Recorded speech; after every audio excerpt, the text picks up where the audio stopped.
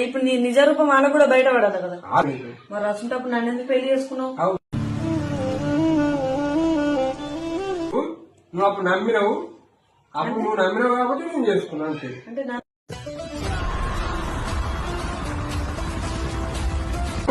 Lover ఉంది, నేను ఎందుకు ఇస్తాను మాట్లాడుతున్నావు.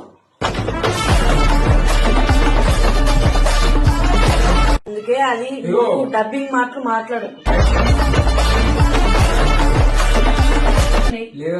డ్యూటీకి పోతున్నా, వెళ్ళిపోతున్నావు.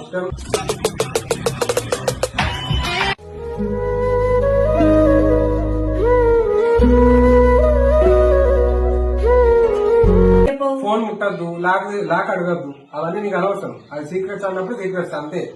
నమ్ముతే నమ్ము, లేకపోతే లేదు. ఇది పెద్దగా అవుతుంది నాకు లొల్లి, కంపల్సరీ చెప్తున్నా. ఇది పెద్దగా అవుతుంది లొల్లి అంతే.